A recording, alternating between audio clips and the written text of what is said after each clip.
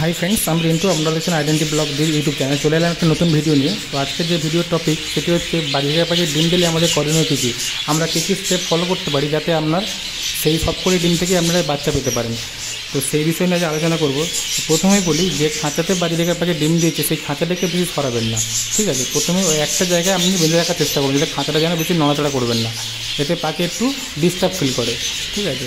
আর একটা কথা, পাখি যেখানে খাঁচা রেখে দেন যেন সেখানে সূর্যের আলো অবশ্যই আসে। সূর্যের আলো পাখির জন্য খুবই দরকার। দেখুন আমার খাঁচা দেখুন সূর্যের আলো পড়ছে, সূর্যের আলো যে খাঁচায় পাবে সে পাখির ডিম বাচ্চা খুব ভালো হবে, এটা একদম নিশ্চিন্ত, ঠিক আছে। সূর্যের আলো হচ্ছে প্রাকৃতিক ক্যালসিয়াম হিসেবে কাজে লাগে।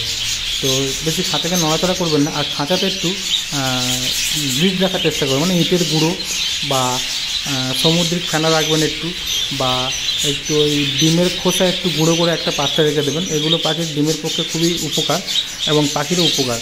এরা দেখবেন পাখির ডিম খুব ভালো হয় এতে, ঠিক আছে।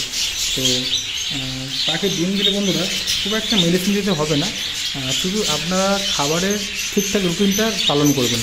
খাবারের রুটিনটা ঠিকঠাক রাখতে হবে। সপ্তাহে অন্তত একদিন সবুজ শাকসবজি দেবেন আর 2-1 দিন সব ফুড দেবেন, ঠিক আছে।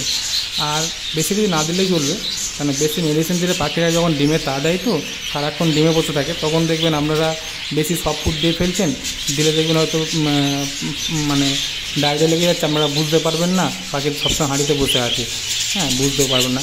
তো ওই জন্য বেশি সব ফুড দেওয়ার দরকার নেই। আপনারা সপ্তাহে 1-2 দিন শাকসবজি দেবেন। আর মেডিসিন হিসেবে আমরা একটা মেডিসিন ইউজ করতে পারেন, মাল্টিভিটামিন, সেটা হচ্ছে নাম জিনকোভিট।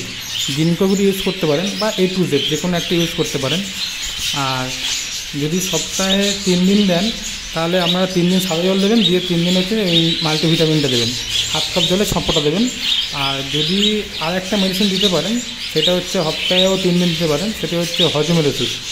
হজমের ওষুধ ডাইজিকন দিতে পারেন বা নিওফিফটিন, যেহেতু নিওফিফটিনটা দামি ওষুধ, তো নিওফিফটিন না দিয়ে আপনি ডাইজিকন দিয়ে দেবেন, ঠিক আছে। ও একদম সেম সিস্টেম, 7 কাপ জলে 6 ফোঁটা দেবেন, কোনো প্রবলেম হবে না। এবং এইভাবে আপনাদের ডিম বাচ্চা ভালো হবে। আর সবসময় বন্ধুরা খাঁচা পরিষ্কার রাখবেন। খাঁচা পরিষ্কার রাখাটা আমরা খুবই দরকার, কারণ খাঁচা যাতে নোংরা না হয়। নোংরা খাঁচা হলেই সমস্যা। খাঁচাতে নোংরা জিনিস দেবেন না, কোনো পিঁপড়ে যেন না থাকে খাঁচাতে, পিঁপড়ে হলেও পাখির খুব সমস্যা হয়, হ্যাঁ। আর বেশি হাঁড়ি খুলবেন না, অন্তত দিনে একবার হাঁড়ি খুলে দেখবেন যাতে পাখি ডিমে তার ঠিকঠাক দিচ্ছে কিনা। তো বন্ধুরা আরেকটা বিষয় যেটা লক্ষ্য রাখতে হবে সেটি হচ্ছে পাখির খাবারের পাত্র যেন সবসময় পরিষ্কার থাকে, ঠিক আছে।